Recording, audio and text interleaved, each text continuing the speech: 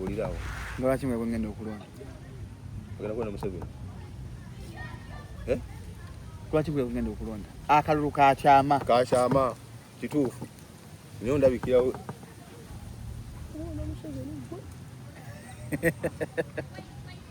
Baba gambi batya nti oyina okukakasa.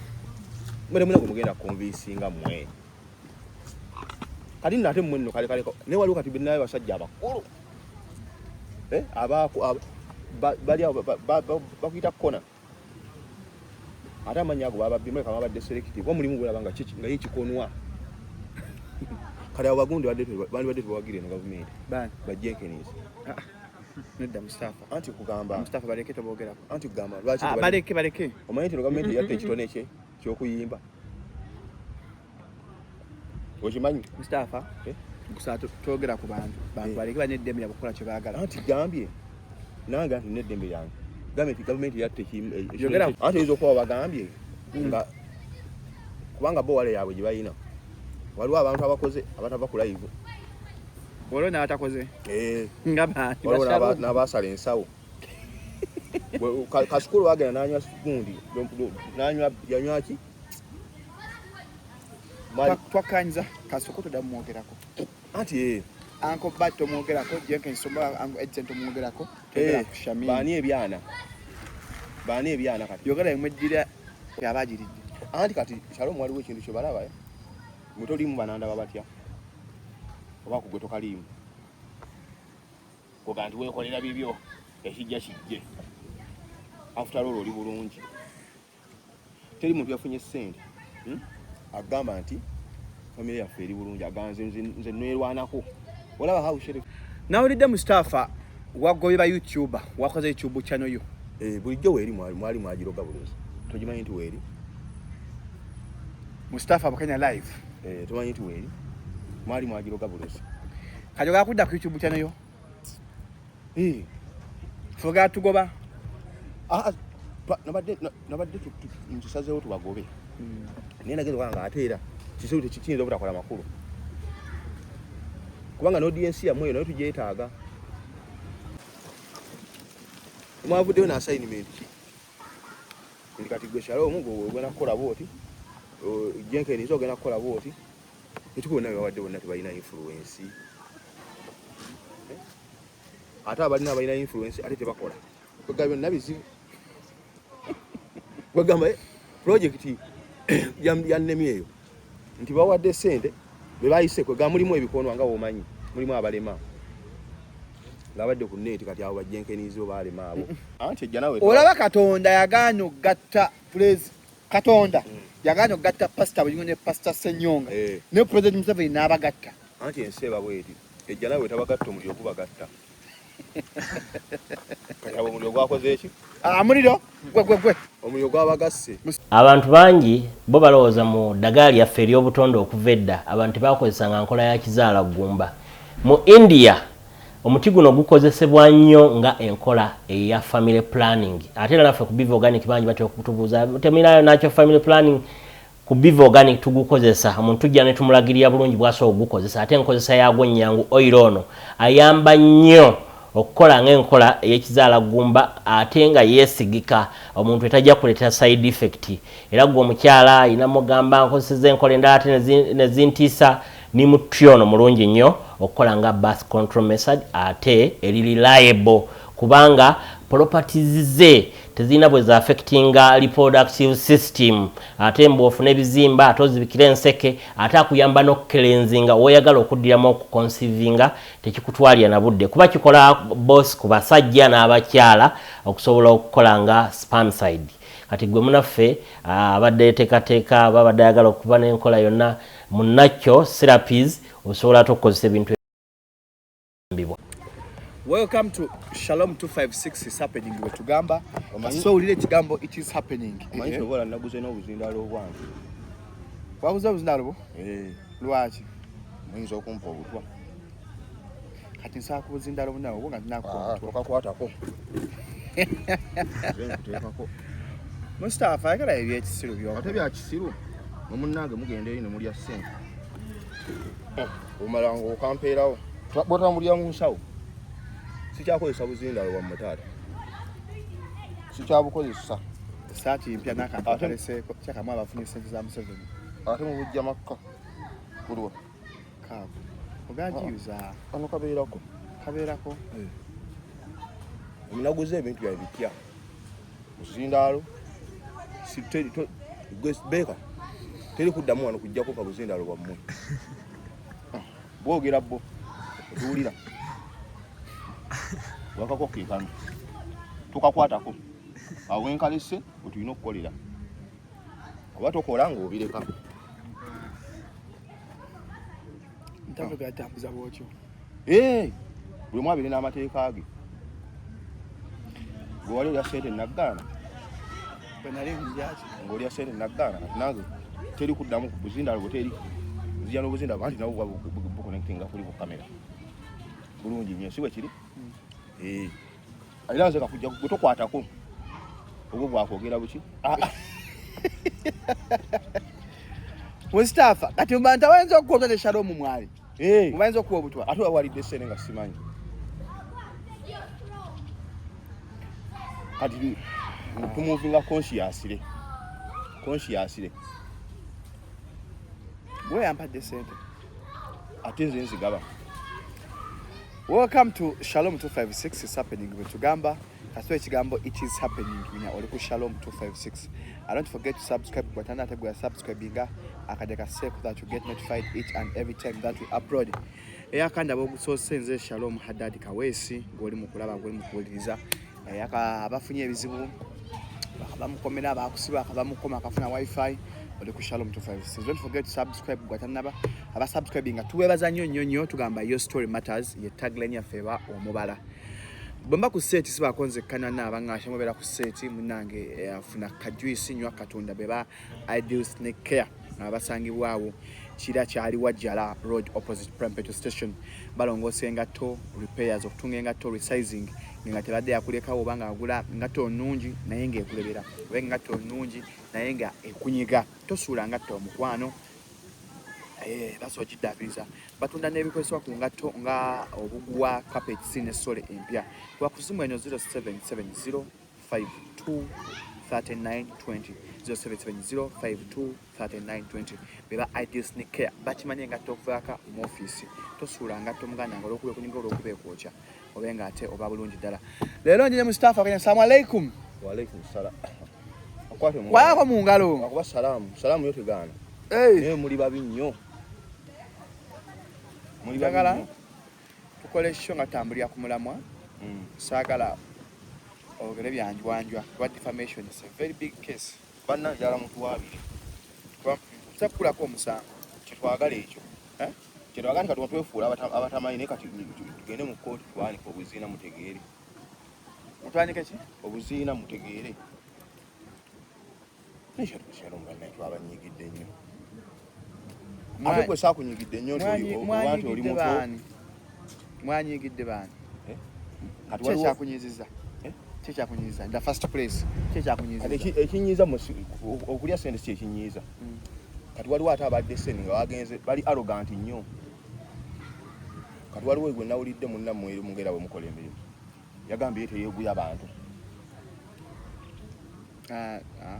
wali genda kakuweereza yagambye ye alina ebigendererwa bye ayagala asubscribinge ate ayagala akole ki asaabu aginone. Did he lie? Kati anti nga mwerabidde nti abasasula ssente naye abasasula olw'abantu otegedde bulungi nti ye baamuggwako kyovula mu abasasula abalina abantu oba ontegeera bulungi ndaba okuteeka twe njagala byenkugamba obitegeere bulungi Shalom nti abantu bantu beetaaga tutya nti akuwa ssente akola ku bantu balina abaki singa badde abalina teyandi kusasudde ate gwe the problem utandikidde mu gear ati ndi mukambwe nnyo making accusations ate sinaba nakola disclaimer ekibulabuzi kyammwe tekiriyo kyokola tukoledde eno mwine ojja teekayo background teekayo yero nkugambye bwe nti ebulawuzi byammwe bino tobiteekayo bulawuzi zaki ojja kateekamu tujja funa tujja gye gitinga mukati muketinga mpuliriza nti oteekamu yero mpuliriza kyegamba noteekamu ne squeeze back mpuliriza za president mpuliriza kyegamba video gyetukwate kuli temuli bino bibulawuzi byammwe byemuteeka eno Mustafa ku channel ya 256 walako interview ngerimu gundi background ya Museveni mabega nze nebyokola sibitegeera kati nze si eshalomu gwe mmanyi and this is the problem you guys have Mumulowooza simply because you can talk for us you can talk but you can also talk Mustafa but you just choose to anti byonna shalomu osobola okufuna ensonga zonna okujustifyinga embeera yo gwe kyoyagala okwogera if I want to justify Mustafa sani kujja si Mustafa mujjangu tukole anti kyegamba kyenkubuulira anti mpuliriza nange kankugamba saagala Mustafa ojja nonjolonge weefuula omugezi ennyo I don't want you to look a saint on expense of other people's names. Anti kugambye I shall not agree with you, Mustafa. I want us to agree before we start. Mustafa, yatukanye, you're not going to become a saint or step in other people's whatever backs. Nange nkugamba byenjagala. Saagala Mustafa gebyo tamanja Mustafa going to be otegeera. Kati ekisookerwako. Saagala bino bibulawuzi byammwe nga tukola. Mpa interview sha 256 ngene mu bulawuzi emabega. Ekyokubiri. Mustafa. Njagala mpa interview sha 256 bikule simu yo. Anti nze mbanku. No bikule simu ya Mustafa. Bikule simu yo. Mpa interview sha 256 nga kuliko background. Ya blouse ma ya gundi ya yero. Wali totudwa homo. Njagala mkebera aja esimu Mustafa tomala googera kyotamanyi. Tomala googera byotamanyi. Bwotule wa yero toba ku channel yo. Weibake emabega ja esimu yo onde ku channel yange ewali background eya yero mu interviews enkola mkyembuuza nange tikyenjagala ombuuza saagala Mustafa oyogerera okuba Mustafa we have been working tukatuga mwaka mulamba tukola every Saturday and I believe you're a person who does research before we come to air out our views to give them to our beautiful regular viewers who watch us every Saturday. Ne saagala you come here and spread misinformation. Anti mpuliriza. Njagala buli nsonga gyogenda okukolako Mustafa before you go any further. I can justify it. Don't just try to win the argument. Mpuliriza. Sebo. Neno nebikonde nja kubikuba. Nkubuulidde. Nansiga kukiza Mustafa kunjoga. Because you want to feed your ego. Nkakyoyagala. Nkugambye bwenti. You want to look a saint on expense of other people's backs. It's not going to work, bro. Anti saagala. Tesiga kukola nanti. Anti mpuliriza.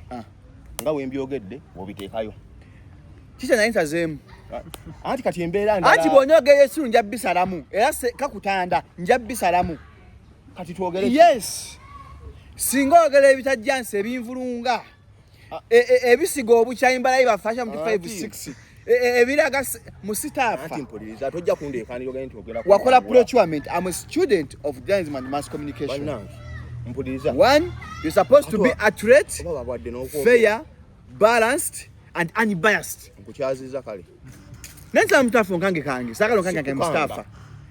Sakalo beko kyo salamu. Mustafa kwa ngamba wensala. Goyogere bibyo byogere.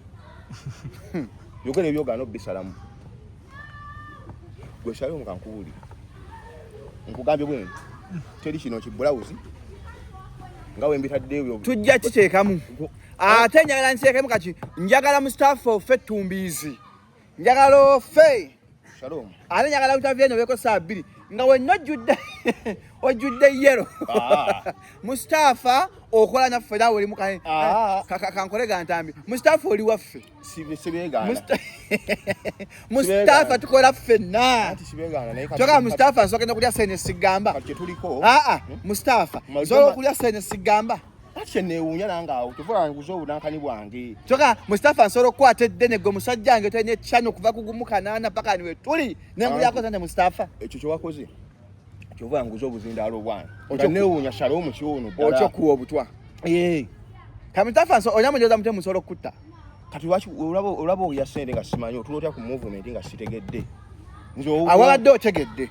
Nzowo Mustafa abadde otegedde. Nategedde ki? Mustafa era nagamba program feeru omukaaga Mustafa jabba mututekemu yero. Mustafa oli waffe. Saagala yero. Saagala bino. Kati teri byakwegaana. Ositegeera? Nakati muka twalidde sente. Kati Mustafa nawe oli waffe. Buli gwenkola naye waffe. Lwaki Mustafa otwegaana? Anti kyegamba. Era program eno ewagiddwa. Nswagira nko yero siri giwagira. Chegaya Mustafa. Mustafa, you a graduate. Kati wasoma chwachi wasoma muwawa. Ngutya. Mustafa. Toyina mikwano nga bakatuliki. Mbayina bulungi nnyo. Obayina ko obuzibu. Samize abaki. Sibayina ko obuzibu. Oyina mikwano wano balumi we munywe mmindi. Ate etya. Mberamu nga munywe mmindi. Nga mutunda amataka nga muloga. Mustafa, why do you think go opinion you should matter to everyone? Siche ngamba. Nedda Mustafa. Sagala nda mukola interview. Ebere independent. Muva mukutu ku mukutu bwa mukola interview bali de sente Mustafa. Togenda tegerera buli omu. Mbu kituufu. Kodi kulasha alo kuntegerera. You should learn. I didn't to serious ene. I chose to keep quiet, but I will talk. Chobola banaga. I will talk. I can assure you. Era buli ankola the videos on na savings and interest. I will talk. Anti chobola banaga ambye. Tetugenda kubabola. Bamuli baffe. Azali ekibya kikola ki? Mustafa mukwane wombola. Tulina okubeera namu. Tetugala kubabola. Kati bane Mustafa. You people, like you guys give yourself relevance, the importance. Mujewa. Shalom anti tugamba kiri. Mustafa, when you met me in March, nagamba mpagira kyekyo byobufuzi. Tiwangamba. Kati wachonja Samira. Anti chegamba. Anti sawa zina ate kati mbadde naawe. Page ndaba mbadde naawe. Tukoze omwaka mulamba. Nagako mumpagira kunji kyobufuzi byobufuzi. Tiwangamba. Lwaki wenava nenganga ku coaching abantu bante nenga mulondera bakyagwanyi center mu. Lwaki mwakyogerako. Nakyo era twakusiima nnyo. Then what you people naye kati otujja ne tugamba. I think people abantu balina okukola GP nze sakolanga comprehension nakolanga logic where it makes you think. Yes. Olowooza. So Mustafa sagalo dde wano okakanye bannakantu bannange obakakanye olw'okuba gwe you do not agree. No, we respect each and everyone's decision they take. Tewali muzibu. Era bannayuganda abange bagamba abaana abali eyo. If you have the numbers, ngalla kwa the chance nga kati baba TikTok abenda aba YouTube abakabi, use the numbers to get money. Vakufem we can bet and we get money. And in kankubile Mustafa, if I choose to work from 7, tuna Mustafa nganya teri teka lingana kanchiddemu. Tewali agana. Meno terera. Ati Mustafa yefudo amakwa akantu kana. Tewali agana kola mu 7. Mustafa, tewali agana. Teri teka mu Uganda lingana kukwata interview ne shooting up President Museveni. Teri teka lingana kukwata ku YouTube channel yange nensabira ko bajagwa center mwaka lubu. Teri teka lingana kukwata Nobati Mao obokwata owetiwa bugisha muntu. Awo noli mo. Teririwo. Nesanga go Mustafa ategwe onga katike ko gwe kyolya ekigenda okukusa egoyo. Gwe kyolya mbu kikukuse. Ati mpuliriza. Shalom. Nze kati kiche buzibu kyo obuderi oli mukunangira mumwalidde sente. Kyogamba lwetekeringana okulya sente nagambye kuzirya. Tewali agana. Kati lwaki onja Samira? Ati gambye kyesagala kuteeka bino blouse yo bino. Nongamba. Era twali teeka lingana teeka blouse yange. Teririwo. Teririwo Mustafa. Ngawendi. Nga woli Mustafa. Nga weli. Nedda sebo. Awonja kutuga. Mustafa, sakala mukange bantu. Sikanga. Abantu people have got the numbers. Okay. What's the numbers gasa chigwali yeyo katosifuna musente. Tukozesa tuyagala. Ko ina numbers. Chiche nkase. Lati kutugamba tukwala pola blouse. Aizo basa sponsor wange. Anti hazo waba sponsor usijja. Mustafa ojona nagira. Byonna ajabizwa. Ati Mustafa yefudde omugezi. Sponsor wo. Mustafa yefudde omugezi. Anti mpuliriza. Mustafa mbalaba bakola zi video bwe balumba abantu mwalidde mu nsolukwe mwalidde sente. Tewali mpa interview ya 256 Mustafa. Mustafa nyangala pa interview ya 256. Jimpe interview yeyo. Omuntu ngeriko background ya yero. Kankubwe omuntu aganda walidde mu nsolukwe. Yaba omukyama. Nze ekyo sikikunenyezaako. Era buli yafunye sente sina buzibu naye. Bwe mali n'ebigendererwa ebyenjawulo ebitagatta.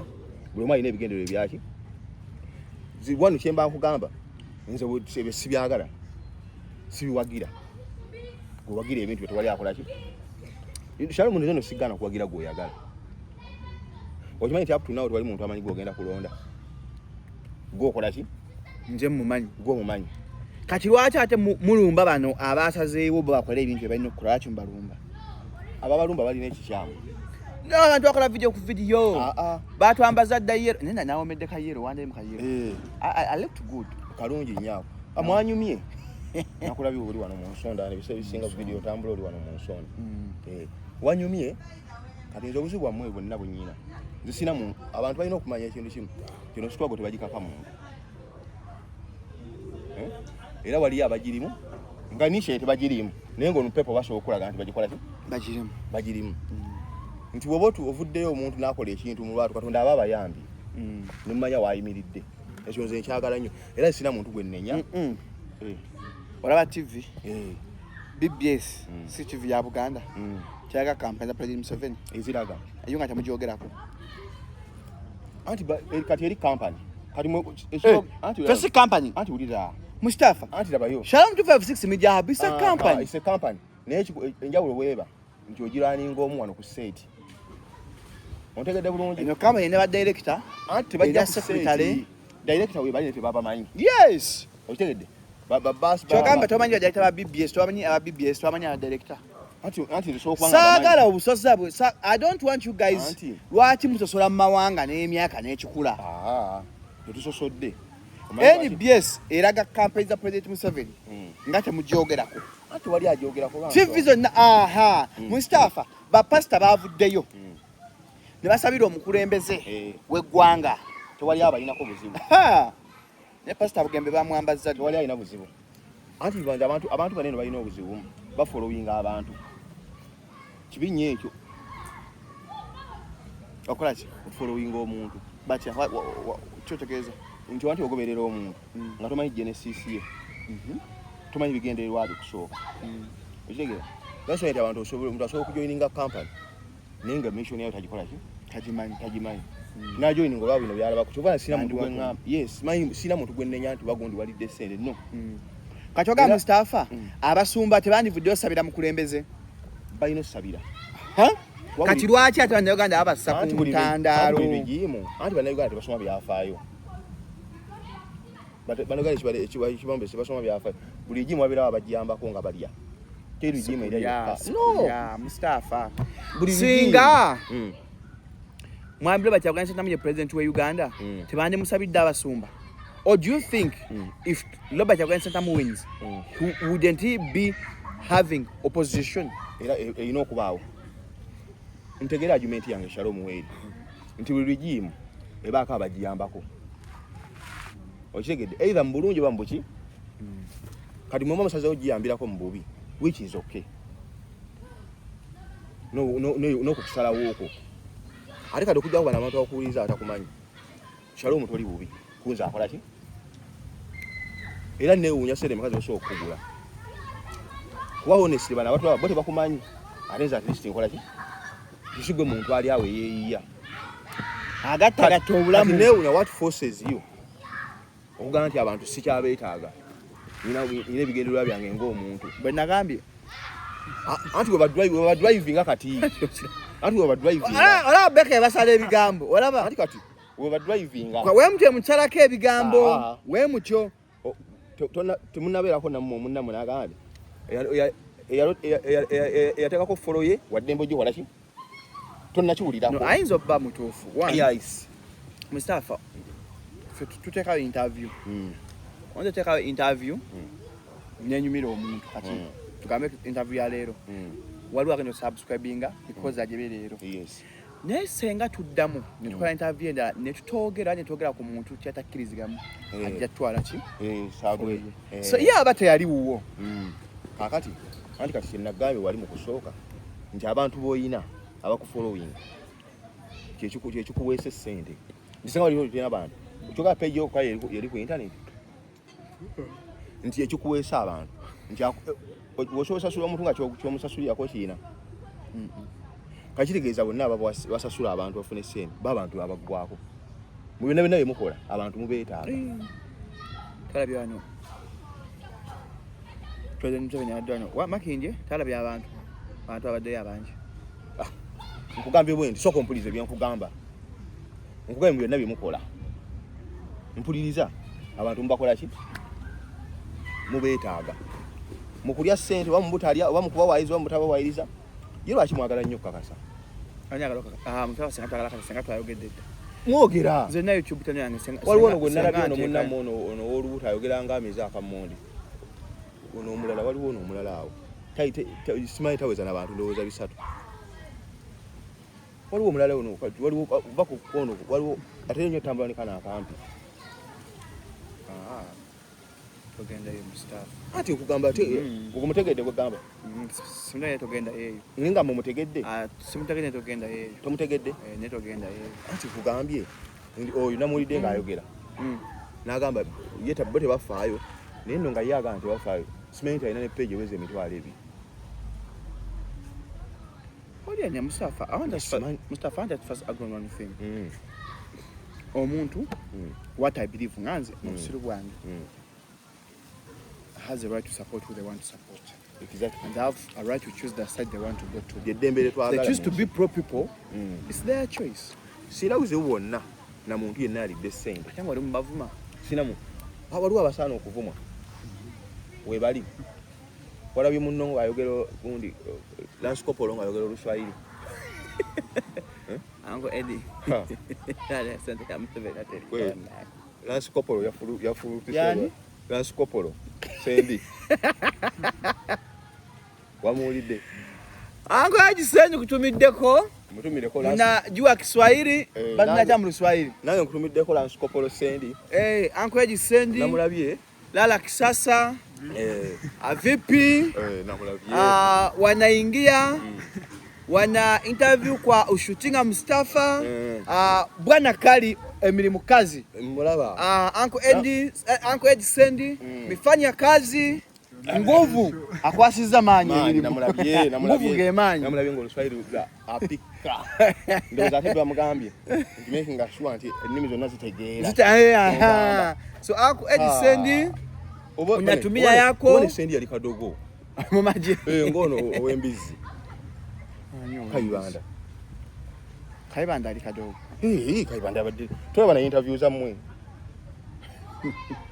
ngenda no baga kati we interview abazo opposition kino kimanyira ate sugo buchayi mbata tubereho tonawo ya kada munno bya ngayogera Mustafa tonja samira ate tunawulya Kayibanda ngayogera sinazi butabi ya Kayibanda yagambye singa ate nawe mulaye sukunenya obutabiraba Kayibanda yagambye ki yagambye nti ye kadogo yali kadogo bebayita government ye Kabanda yakola ku CBS mwana yefumbe basi nakumulaba Kayibanda owembiza anti tomanyi ila na shira ogana kungano kyogera Kayibanda yadira mbizi aja akolamu takala ku CBS Kayibanda ngayo akola omuntu anti CBS yatuka abatasomye bonna yandange bajja ko mpola offloading ampola kye kituufu ewevo inegera company usimanyi Kayibanda agate yasoma ngasoma kyali ngali kadogo wabanga munsuko wabanga isomero bakadogo basoma atabamba abana amanyi anti badda mbuzi ngone yaganti yasomera mu UPDF ya kinana mu ebiri nake Mustafa ndi kubeiro ndeka Mustafa my own issues man nange nyine bizubu bya Mustafa ndi kubeiro nange nyine bizubu bya toli kubeiro Mustafa ndi ku bondi gwacha kunonya bunonyi kati ke gamba ati kugamba zisirimba ano ndabizubu nabasajja Mustafa ine bizubu byange bimala ndi kubeira ngaso jikansolinga bale nti wafunye sente bizubu byaweddewo era okyalina ebizibu olingo nalina omulwadde ate nga alina sente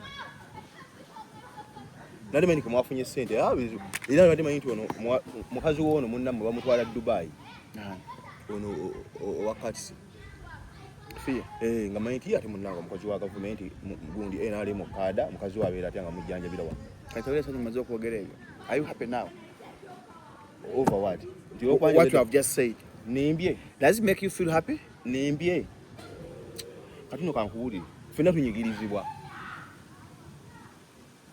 era banno bakubira simu bagambe fere tubalinaako bizibu ababenako obuzibu babeesiga nze nemba nkwagala nyo siga babulanka cheeke nerekeramu kali kati bano bambi abagenda bonna bensaasira bebayino bafeesinze kati obuzibu obungi anti balaba nga babitrayinze betrayinze bani tukiba naawe beebuuza ate nga bo bamanyi oli waabwe bani Mustafa nyababe serious wala kabyo ngamba mu ndi wagundi anti munanga abantu tukisa ne bakosaako ngo bagambye tukola fenna oli chali wange neddira ngabi what makes you think ngumba ndi uwo ekyo kyetwagala abantu bategeere nti omuntu oli mukunsiba kintu wano boy nedda mu smart card nali mu card omuto nyumba yusirigi omanye ngokole ziri mwene yale omanyi walinga bano bayita abayusi eka yemmwe kunje bangamba kaji kapo bangamba abayusi wabalaba ku nene oli mukulu Mustafa no nzairi kapali myaka paka kaji kapani myaka na mwetano ngane jo mukyalo kwejiri obo balaje Kampala kaji kapani myaka na mwetano anti omanyi kati kapo we bamuzali edda nga mizo za kyaliwo ngate babalaje alwadde jo tubibate jibala ate nga mwana ngo jakantera yako nsikule ku fitina nisikulira ajikapo believe me or not mizo za bali nokubanga muluma kwa twagamba ajikapo asukubya kanya mwetano anti we should tulina okumwebuuza ko nti gine mwetano jeje ata swa kulimba aji musiramu yes kati twagala kubuuza era we namusanya mubuuza nti ana mwetano jonna wamu oba ya partition nze aji wana mwetano wonna wamu leo twakola interview natubulira emyaka je wonna wamu yana mwetano mukyalo ne Kampala obulwadde n'obulamu bannange abalwadde beeyongedde mu ggwanga senga kulanda masigaze emyezi 3 afe buli mba muweesatu jeri ne bamuweesatu yona yojeri ne yabuza ina kumeka kati interview twajekoledde bannange saategedde mutaza Mustafa atunyemya kuno nakuli tutala singa tukakola naye bintu biri serious saategedde mbuto twakyaziza Jaden bamu emyezi 3 ngati yakatambula ke yakatambula ke emeka yi ebiri yoze tejinaba kinga mu mustunda banya musonde sente Jaden yakitaga sente z'obusomi ate nga agenda kufulina kuzitambudde yagamba emyezi 3 nanti senga tetufuna ndeka tunonya tuna bakadwa 10 kansoke mukubirewa ye bannanga atu bannange bya serious bami musonde Jaden sente bannanga abatula ba yateka kwa shira price ashira price mutu mutongera naye tamujja musobola naffe tujja kusobola namba zayongera bweyongezi which is okay naffe tumuyinako buzibu madde mumwogerera data tumuyinako nagaizo buzibu enyina n'abantu babeesiga bwe buzibu wange bokabokka era ffe kati ennaku zo kyempuliikinga ataji fudde bizo maana kechi nyamu musubira sente namba katsiona katsi timojeje anche kayanja Timothy Sorry, the number you have done. abe kale ku baba TV kyegamba ndiza kyalo musina na muntu yenna gwawadde ssente gwe nnenya just ekintu kimu kyennenya abantu nabagambe waliwo interview ze twakolanga edda nabagamba nti eno struggle gwe gimanye nti ogirimu wekka togamba muntu nti ndimu ne gundi tolirayinga ku muntu nti abantu singa kyo banaakiyiga naye sooka osaasire abalwadde sooka osaasire senga kulanda masigaze emyezi 3 ati fuseka kulama ne waawummula kyakoze kakikoze kyomuntu ofulanga omuntu ali myaka gyawe gwe Mustafa nedda nkugamba mazima gwe bukyanga bwa toziikanko omuntu akawansi wa myaka gyoyo tuziika ne wiiki yo nadde mu kuziika kyerwaffe yafudde accident ng'aweze emyaka gyakula nnama he was 25 kakatulaba oyo aziikibwa then era over the weekend twaziise Kanabi Alex w'ebikonde ono ekireka ababbi bamutta munnange yabadde disciplined nnyo oyo omwana namumiitingako emirundi ng'esatu yannumye namina just namaka bonze Shalom nkwagala nnyo twakomaawo emubonga erugogo nangamba Shalom nkwagala nnyo mwana afudde muto nnyo tugenda okuganya kuli obusiru gweri tokaliwo abantu bano abatafa abakulu kati omwana afiira ki gwe nange ndi mukulu kyogedde okiwulidde nange ndi mukulu waliwo abantu bano abatafa waliwo gwagala afe mukubulire Mustafa ndi ku Beiro ngambye mulamuzi simanyi oba olina energy eruzira njina mbadde bana kujjayo kakonge kakulonda nga wanyiridde nange ntwala nfuna akakonge kange oluvaano ntwala bane mugee mufune obukonge akusikako kato kayajingalaga kakonge ka Mustafa kalage tukwata ku bintu byange okalaba amma mugende mufune kano okalabye gwe kankwateko saagala okwateko bintu Mustafa Bukenya kulaba ugasiga emanya Mustafa Bukenya kulaba byolabako bisobikulawo okusoma oli walwadda ffe tuli mu lwadda bya ematugaawo lwadda eno we wano ng'okyatambuza emumbwa Kete story tuwajimpa Shalom. Bobule sazina kuganga togera ate mbali n'ensonga soko sasire senga kula nama ugamba nti amusonje bagala kadde lunana n'ekiba 10 bannange mutuyambe tumwayadde 10 ate okuba kula nama sente bazibongere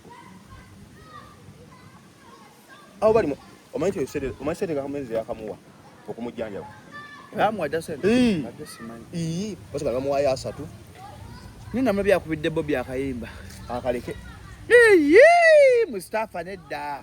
Don't monopolize that thing. Anti Shalom. Aya church monopolize kyonna kiwambe. Lwaki yajjambulamu? Lwaki yajjambulwadde? Tutwakoye n'okwesiga abantu. Lwaki yajjambulamu? Lwaki abadde nga adigida nga abadde tajja? Kati kankubuuze bwe yali asamiddeko. Lubaale tawonya ndwadde zino z'abazungu. Lubaale talina kyawonya. Abo tebaliko lubaale. Banna. Kati Shalom. Anti mpuliriza nze nasoma gando soma akatako bayite entendeka n'ensamira ya lubaale. Enki? Entendeka n'ensamira ka. Nako gye kali. Baka je binsimbi. Waliwo muwandiisa awo. Je kali entendeka n'ensamira ya lubaale. Ngomutaka ba musawo Muganda. Yes. Anti bote babisoma ataabo. Adeze mayi lubaale omutuufu gyaba n'omubbi n'amayembe. Bogana nosoma akatako. Bakaite entendeka ne ma. Gamba ono mugamba ampe gundi omusajja wa interview. Nako gye kali. Kati otuyinza kugaa nti akamanyimu yadde paragraph. Ne bawe si yakulya Abasabaganda. Yakulira yatayiride Abasumba. Yakoze ki? Okusamira ayingira anti mbadde nzimanyi okumenyishetinga omuyingiza. Manyi bya Busiramu mbadde nga nti kuba nti yamutayiridde. Yamuyingiza. Abo tusiruwa. So eggwanga lijudde abalwadde enyo saakula nnama eno fineba kati ba MC bafunye sente ne ba journalists. Billions afulumye over this week Mustafa Minister Peace Musuza Musuzo mwe bamanyi sakala France mwe bamanyi obo gikola gikole ono bi editinga nze byongamba sibitegeera Minister wa kishi yakulyo yagabeze enguzi yagabeze iseewo ekongamba sente zafulumye kuliko buli abafunye yafunye sente ezowera abiri mmeka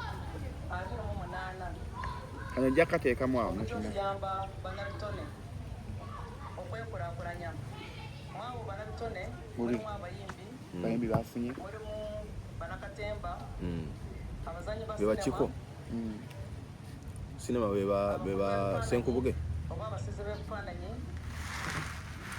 ab'emisono ekyokwambala kale olira siwulirako balwadde n'ebirala siwulirako nguudo abalusi abakozesa emikono abalusi b'ebibbo mikeeka n'ebirala ababumbi abafumbe b'emmere naddala emmere eyawadde Uganda muli bamawulire mposi bw'abanga alina fumbe emmere ani abakulira era waliwo era kati waliwo ali awo abawandiisi nawe njagala YouTube awe manja seza anyanya sente za feza YouTube kati awo mwakola temubawa tebannabawa twakolawa ndikubate wakoze no blouse ne bali neno mugenda zile interview eno ebadde ga kutambula tushera kola sawa namba naye olwa Mustafa ogano chusamu gwe kambuza abasajja abo mumu bamanyi sibamanyi bwakwa sente ina kuba interview gundi ku live ina kuba ko wiki namba anya aje ku live wiki namba bebe kulono yabuza abantu bagenda okufuluma emanyi aba balayi ku bagenda wa bonda bali kuliko abenako ebbiri baba gambi bati anti oyino kakasa mwere muna kumugenda convincinga mwe kati nate mwe no kale ne wali kati binayo basajja abakulu abako bali bakuita kona ata manyago baba bimwe kama badde selective bo mulimu bulabanga chichi nga yikikonwa kale abagundi badde bawagire no government ba Jenkins nedda Mustafa anti kugamba Mustafa baleke tobogera anti kugamba lwaki baleke omanyi no government yatte ekitone kye kyokuyimba okimanyi Mustafa kusatu twogera ku bantu baleke baneddembe yabukola kye baagala anti gambye nange anti neddembe yange government yatte yogera ku munya mwefanye nya Kenya media sha bananga ate namutunulira yiba amuwadde sente yo naye Nzazi kaba nzanyi bawadde ne batawadde. List gwoba ogimanyi gwoli wa munda kati yemmwe muli yogenda ku polling station ogenda kukwata bululu bwange bakugabidda ku polling station Jengendo gaba akalulu okuma akalulu kuba kati mmwe bakkaada abato abaliwo bafreshers abakayingira naye movement eno egenda obbasina mugibuuza abagibaddemu naye mwe kyebamukola muliemu ssente yammwe mugende nagambye ndi wa movement we nagambye kale business yo ekyoba okola yamu ssente ezo invest ate bibadde era obikolanga iba nesoyo muntu yakupalapaliza nakutwala eyo mu bintu ebyo byekisiro olede ssente zo kadde oziyina ate dakika yeemu kale genda oyambala eyero genda okola oti uleka n'essaati yo kati eri mu mmotoka tonayambala ku ssaati tolina kintu kye waakoze gwe ne kasuku Mustafa sagala osikule fitina anti mbamanyi tulina batulwani anti abatannakola nze mbamanyi nze mbala abakristi abatannakola ki abatannakola okukolawo olwatugenda ne bajjayo ssente ne banyeenya amabina gaabwe ne bagenda igwe kasuku mulinga bana abakyajeemye era samoni zijja togali atisiru sikulimba msaka gwe yasu Mustafa bayirawo kasuku yakoze okukolawo kasuku mukazi wa NRM yakoze yo live eyaki alina okubeera katunnyonnyola alina okukyaza bagwagwawo baliri pazo baani alina obbakyaza kubanga kye nategedde babaganye nti okuwa ssente olina okukyaza ate banno okitegedde okyaze ku madiraati okyaze kwani timama maya kibonga tana bavuma babamanyi bakatemba naye gwe tolina muntu gwe wakyazizza oli mu kukyaza banno owaye nesonyiwa naawe bannange kyeŋŋamba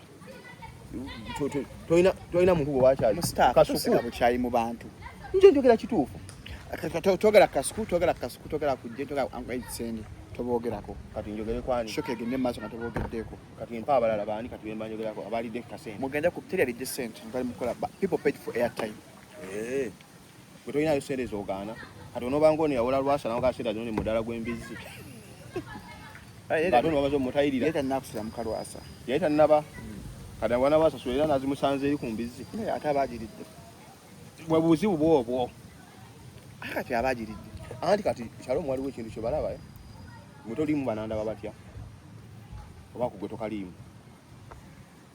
koga nti weekolera bibyo ekijja kijje after all oli bulungi teri muntu yafunye ssente agamba nti famire yaffe eri bulungi aganze nze nerwanako olaba how shellfish you are amgulawayo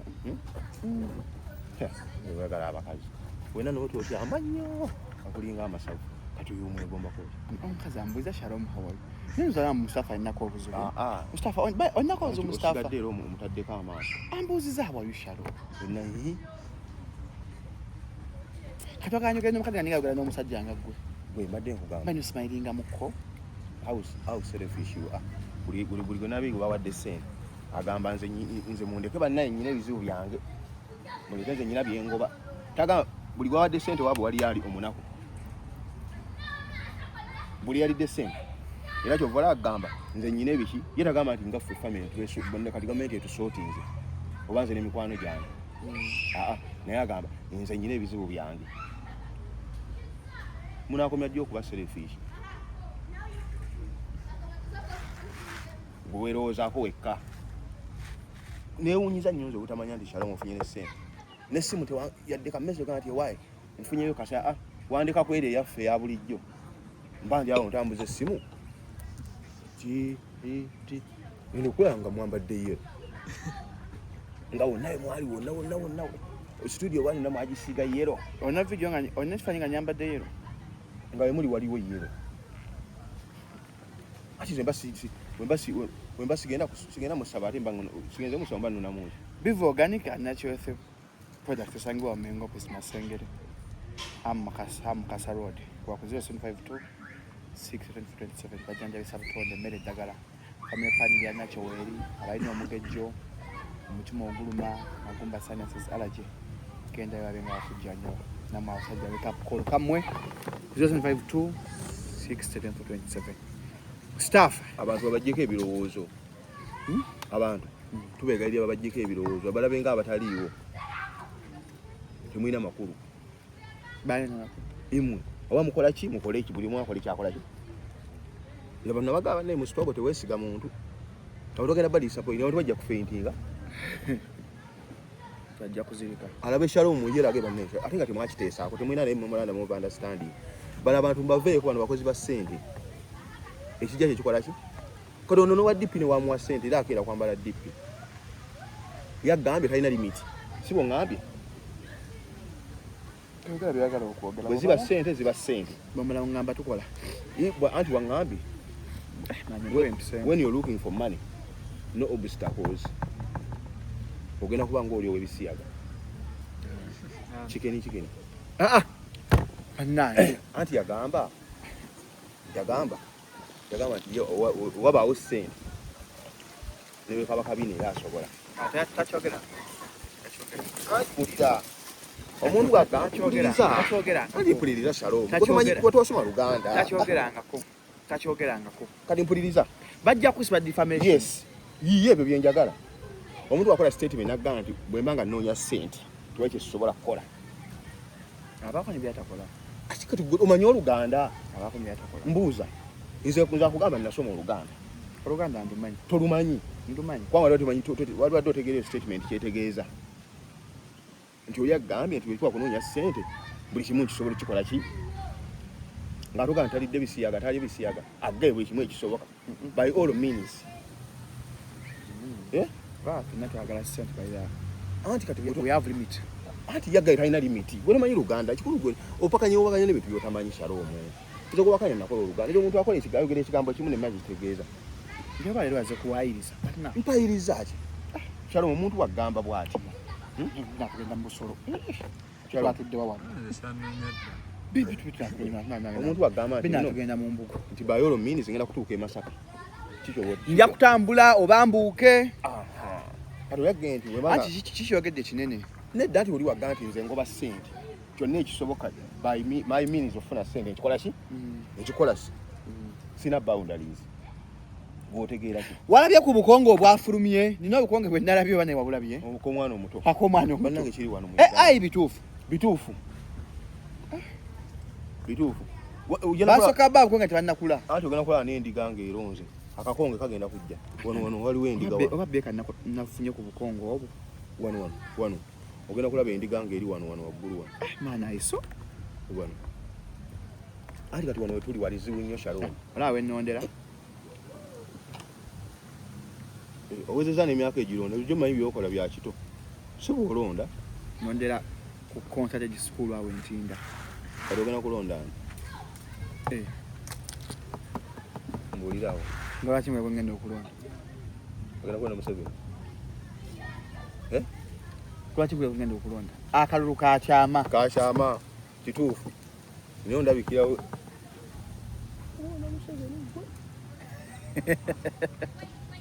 ate oyinza okuba bagambye nga kubanga bo wale yaabwe gye balina waliwo abantu abakoze abatava ku live waliwo n'abatakoze waliwo n'abaasala ensawo kasukulu bagenda n'anywa gundi yanywa ki twakkanyiza kasukulu todda mumwogerako anti anko bat tomwogerako Jenkins Edson tomwogerako baani ebyana kati yogera emweddira wajjiranga bibukenya media oba Sky Soldier gwe wali Sky ku live nga protecting again atoba nayo anti yagenda n'aleeta akamotoka say Sky congratulations Sky yagula emotoka empya buno obumotoka buleeta emmere y'embwa bakayitaani ako sitiizi gwe beka akamula bakayitaani ako sitiizi bitiise kakati bebekulu yakatula mulowooza amazzi bitisi bebekulu yakatula mulowooza alowooza efuuse benzi n'alyoka ayogerera okubi niba ne Katonda ono yakola abantu ate gwe weerera ku baana Sky yasoma P7 ate yinza okubeera mu kyalo tomanya abaana edda baavanga mu kyalo nga oba agenze mu P4 ng'ajje ne Kampala bamuzza mu P2 soka mpulira ku Sky kuba Mustafa bayinza okuba P7 gyawule yawula P7 y'entinda neyebukanaga Sky twagala muyozayoza he bought a car bebamu bafunye mu campaign Sky Soldier Omusajja atambula nga atudde. Ndi wano Mustafa ali mu kujerega mbwa akula live nga genyi zikutta zaagala kutta. Mustafa atakukubira simu mutwaleko. We, Sikai. Emoka je wagwa bagitani stizi bagitani moka bakayitani. Kati bebe kulu bagitula mu walowoze fuse benzi. Obusiro obuli kugwe. Bebe kulu kye kyalo kya mmwe. Mustafa. Eh? Tuna bakumanya nkolo jako bitegeera. Nina ono jobless billionaire. Wera bonna buli abyo ngamba kale buli abane kali yabo nyumiza jobless. Ate nga billionaire. Alunda yabakola namwe bana. Agamanya mumanyi Ada bali mu protecting gains. Jobless. Kale obero ta jobless ate nga billionaire. Era ne mutusumbuye mmwe.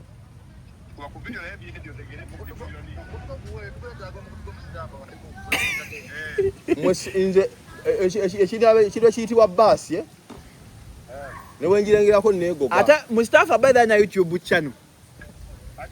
Era akoze ina interview esembe yo kushamu 256 atugobye taka kudamu twa interview akoze channel ye. Nga nawe atasoma ofune 5. Sky yasoma P7. P7 eyo mu kyalo. Sky sebo yasoma. Ati yasomera mu kyalo kali P7 eyo mu kyalo. Mustafa obera matuka. Obera Kampala. Kampala wa. Olaga bala toka kutage enkulu nze kutoka obera matuka. Kampala zeyo bukulu kugamba okusoma. Ba obyo wali liddawa. Oyine wasoma ki? Mustafa tamanyi kumulago mpya. Jobless ayogera ebyekisirwe. Uno. Majeko. Bali aido. Abanaome lwembo nati bibe kati wagenda ku live. Babeera okwo namwe musajja wattu. Siye mulungi. Nga yonna ndaba live yagala mutuga. N'ekituufu mukole. Mukole munoonye obulu. Ensi bagamba ensozi zetasinkana naye abantu tusinkana. Weekend ne tulaba Pastor Jackson Senyonga nga sinkanye omusumba Alozias Bukingo. Nengamba anti jana we. Olaba Katonda yagaano gatta praise Katonda yagaano gatta Pastor Bukingo ne Pastor Senyonga ne President Mustafa n'abagatta. Anti enseba bweti ejjana we tabagatta omuliro kubagatta. Kayabo muliro gwakoze eki? Muliro gwe. Omuliro gwabagasse. Mustafa gabi ati. Ano wetuka omanye ebibi byawo kana Shalom. Osobola kwera nga gwe wayenda ng'oli yabba nenga munne. Muleta biru yaffe banne nkoye ebisanyo okunjokya. Okitegeera? Ndi osobola kubanga oli yayenda ng'ono yabba nenga munne mugenda mu muliro. Kati ebibi byomwakola biba si byebimu. Examples okwesanga nze. Anti tufune ku example endala. Awaliwo the moment when I speak in parables sagamba. Nga kizibu nnyo okuntegeera. Kugira ngo otaddeyo obwongo. Twakola lipi ekyasewo. Emirimba gituweera ku meriti. Twazamba okwegatta kuno kuyamba abakkiriza bakristo ekisibo kya Kristo. Tekina ekibayamba. Kyabayambe bagira akasente. Senyonga beegasa tebafunye sente. Anti bagenze kusabira. The problem for you guys, most of the stuff you perceive everything in a monetary term. Anti awo katika nkubulika kino kimeno government wali muntu agiyamba. Kenyizo kugamba. Taba de sente. Mpuliriza. Pastor Tom yabadde bamwaje sente. Tekuli mwavu kwabo. Ate bebasinga okwagala sente. Awinza obutabasooka bweru. Bebaziza President Antonio Luba eddembe freedom of worship. Anti basiru Bible ya Museveni. Oba kyoka Kenya tebasinza Museveni yafugayo. Waliwo abantu statement zaako nemugaba bwana ategeera ki? Kubanga ngamba okusinza ngamba ekintu nga kiri exception nga mu Uganda mukka kiri mu Uganda mukka. Anti Rwanda okole kanso nomba ne duguli hano mu Uganda so kweka natona duguli kampu ja that freedom of worship. Tewali freedom ya worship. Okusinza kubeera mu nyumba ne mu nyumba omuntu asabiramu. Bino tujja mu machachi baleeta abantu machachi. Eba business okusiko ekusaba. Kusiko ekusaba. So mu muntu kati nzo so kumala omwezi nga sigenze ko muziki nenga ansala. Kyoka ansala bifu. Ato sala jamba atajama. Ati oluse ensanga nkwataganye. Ngolambuza abantu ttaka. Kali gwe kyegamba nti abo okusaba business awo kati yafuuka ki business kyova bateekamu obudyusidyusi Yesu bw'ataateekamu simanyi tusabeyo bino apo tumanyi tusiibemu leeta ensigo waliyo batumaawo amagi ngenda okulaba video ku church nga motoka zipaakinze fuso magi Yesu yabitumaani n'abantu abamu balina bulumi kati nga Pastor Senyonga yagambye amini yatta taata we ng'alaba n'ekyaki yeruddewo okuggwa nabyo bimuluma era si ono weebwayise anti oli yabasooka okuzimba ono owawali ne Pastor Kane nga saamulabyeyo anti mugagga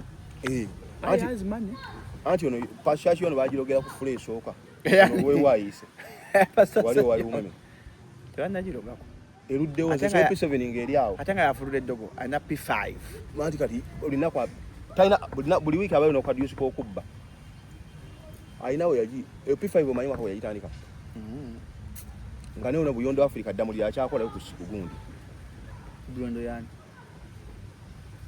kati ali ku BBS oba ng'akyakyaza tamala emirundi ku top radio dda back in oba 2013 we yatandikira P5 kati yali agikoze nga ya mwaka ogwo n'enyuma buli P5 oba ya buli wiiki naye kati ye kyaki bano banne bagiroga bano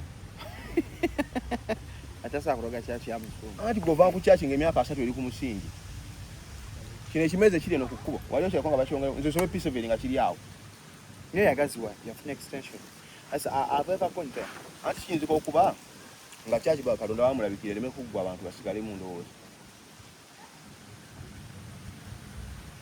kyaki ye teggwa ono ye twamuvaako staff ndi ku bbeiro ono ye twamuvaako oba agizimbe Katonda yamwe twamulekera Mungu oba eggwa oba teggwa twamuta hexagoni oba teggwa kubanga yatugamba nti kati obuwumbi wa busatu weebuli n'amaanyi atugamba nti kakata tuzzeeyo ku emabega tetwasuubira nga omanye prices inflation ganyonyola prices differ kati awo netusirika amanyi mu kyaki mubaamu era abayivu ne basirika ne banootinga jukira abikola ku video tuba tuli awo nagamba kati kyaki agenda gitumya Germany egenda kujja nzimbe yagamba ejjira ku mmeeri bapange empange anti nga maze tujja wali ebyogera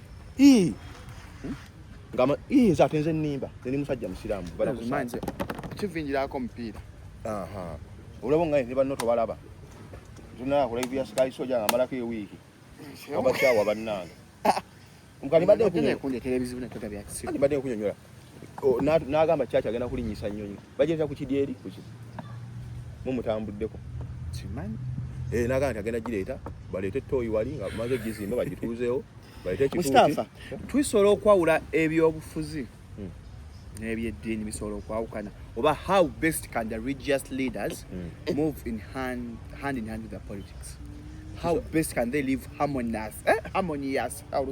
harmoniously anti kati wano tosobola kwawula ddiini politics ono omulaba politics bulamu waawe wali abantu abambaza Pastor Bugembe yero abamulangira ate bagamba nedda Pastor adda alina kukola ati alina kukola abanyi osabira buli muntu kati obujja abasitwago naye bamwetaaga Bugembe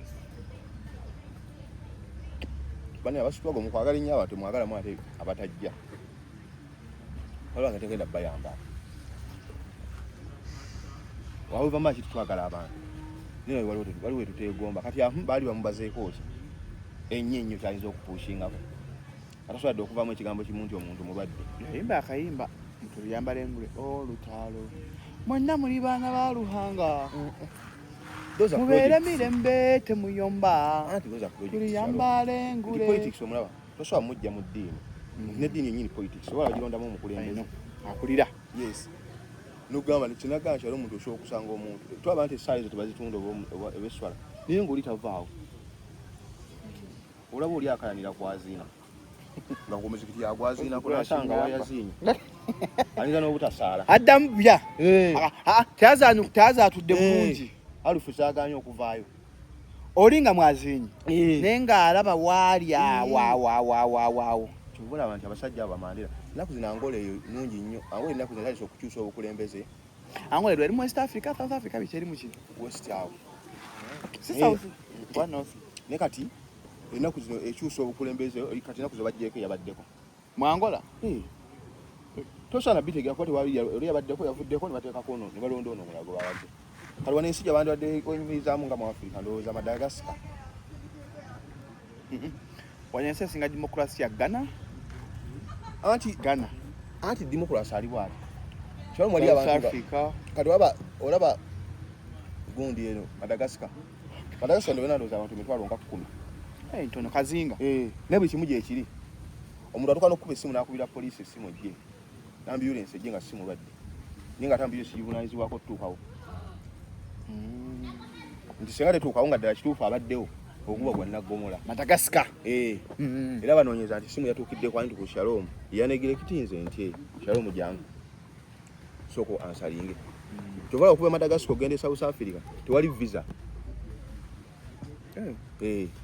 sibimanyi ekyo anti teri muntu yegomba teri muntu asobola kubasa nguni Madagascar n'ataddayo tewali visa walungi anti osobola kusaba mutuuze wa Madagascar mu nsi ndala ng'akuba kyeyo bagagga embeera zaabwe bali emitwalo 10 ensi sigaga n'ebintu babikozesa bulungi Madagascar population erekuwa nayinza okungatta okitegedde nti kizibu nnyo osanga omutuuze nga wa Madagascar n'omusanga mu Uganda nti azze kuba kyeyo lwaki onalagamba eri mu East Africa musiru Madagascar population 2025 Mustafa n'abantu bangi naawe miliyoni 32 tebawera baba genda ku gundi endala baba teweza yadde miliyoni 10 bano miliyoni Madagascar yo obunene bwayo yo manyi yenkana etya yale ekisimo giwugina nawe bonoonya pono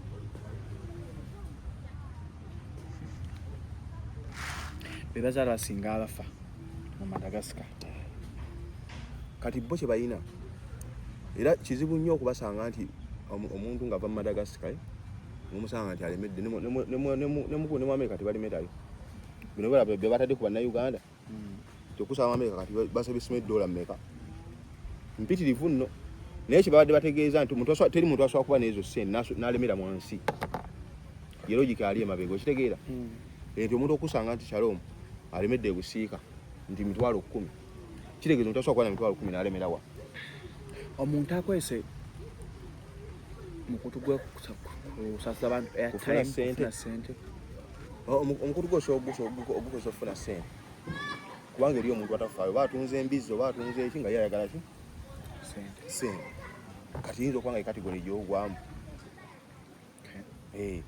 eriya muntu atafaayo Shalom nga ye alinga malaaya nti azze yakola ki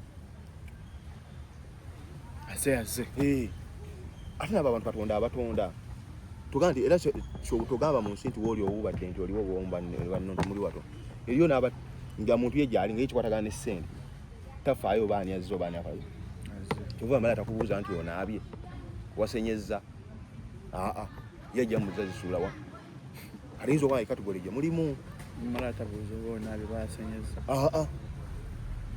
kalinza okubanga ekategole gye mulimu other factors constant sente ziriwa ate nga nammwe temwenenya si mwe mwetonda kalonda omuntu amutonda waati omutima guguli weegutyo ajja yakola ki ajja kali gwe Shalom muyinza okuba nti tolina priorities ekitegeera nga mu maaso tolinayo weesuubira naye nga oyagala ki nawe neera osigala beera YouTube okumala myaka 5 anti kyovala nti kakati nanti kyovala nti ndowooza ogoba ssente okolekole byeyagala mangu ofe nkola ki ogoba ssente okole byeyagala mangu speed ofe faamu yeggwe ennyumba yeggwe ofe naye if we are to live n'abaana bo balabeko bakulenga balabako wali badde selective omanyi gwe tomanyi Luganda naye Abaganda balina olugero bagamba nti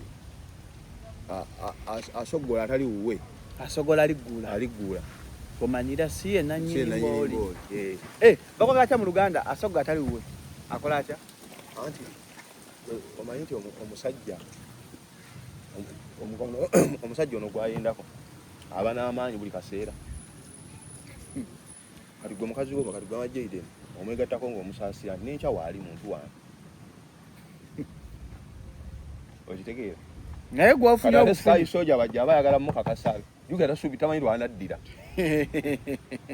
tamanyi kakisa wanaddamu kakola ki kafuna kati wano kakafunye alina omuleka bulere kakozese naye kati gwe omuntu olumako mpola nti n'enkya waali natandikiraawo enkya natandikiraawo naye kati nti Sky Soldier agize oba aleka amalagala asudde eri yagera kiyinza okuba nga embeera gyemukola ki gyemwasazeewo otambuliramu. Nawulidde Mustafa wagobe ba YouTuber wakoze YouTube channel yo bulijjo weeri mwali mwagiroga bulungi togimanyi nti weeri Mustafa Bukenya live tomanyi nti weeri mwali mwagiroga bulungi kajoga kudda ku YouTube channel yo fuga tugoba nabadde ntusazeewo tubagobe naye nagenda okubanga ate era kisobo tekiyinza obutakola makulu kubanga n'audiensi yamwe eyo nayo tugyetaaga n'audiensi eyo gyolina tugikola ki tulina abantu kati obbalaga kati obukonge buno kati bwemuba mufuna so babawadde kati mu agenda wasinayo akaaga abantu nti mulonde we muti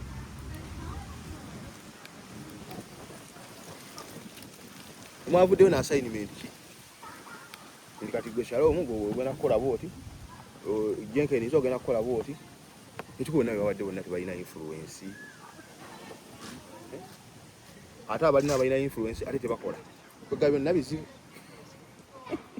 kwegamba project yannemi eyo nti bawadde ssente bwe bayise kwegamba mulimu ebikono nga womanyi mulimu abalema ngabadde ku neti kati abo bajenkenizo balema abo bani twakanza tekudambogera sigenda kuddamu kati gwe gusemba banane badai hadi ebinyo Mustafa ngoli wa maanyi kunyonyola njagala nkugamba government ali mu project obuzibu yafunye abalina influence tebakola ate abantu bakola share price waka atambula abatayina share price waka atambula live ebaako ate goziraba olaba ogambye nti ya Sky Soldier ya shira gyolaba nani si abaako akola abantu bakola abati bakolera wa abaana bakola waka atambula wakabedde ku account ya Mutyaba gye bahakinze Mutyaba Paxi account bagitutte be movement ya ginonye Rozayi Mutyaba bali tulagenda mu State House nga account kweri kati yagenze ofuna ye mikisa ni kati account ya Mutyaba badde ekola ki kankola ka account ya Mutyaba bwe ne bwa ngala ku account ya Mutyaba kati badde ekola ki Mutyaba akola ki Mutyaba ina numbers zezikola zitya akola atya fax Mutyaba fax Mutyaba omulabe omulabe yo so terikedo bannange Katonda wange Shalom wano babatadde bojja sente olina bwe mulya sente mbawe muti account abagiguze meta Samsung account ya Mutyaba agihakinze share bus asangibwa Sonde Mukono ali ku 0782 36 75 99 oba 0752 743583 mukubireko omunyonyi ebizu byoyitamu olambwa nsote bukalubirira nk'omwaka oli bulungi Mustafa atunda ettaka n'amayumba agawedde ne project ennungi asangibwa mutugane office weri ya consultation nawe sogula ettaka ku kibanja Mpola industrial installment Mustafa abikkiriza ebyapa n'endagaano ennyumba eziwedde nezikalina enamba ya Mustafa eri 075 34 89 kati mujja bisalamu era mbajjukiza abantu e Makinje West mu mpeera akalulu anebozaalulika mu mpeere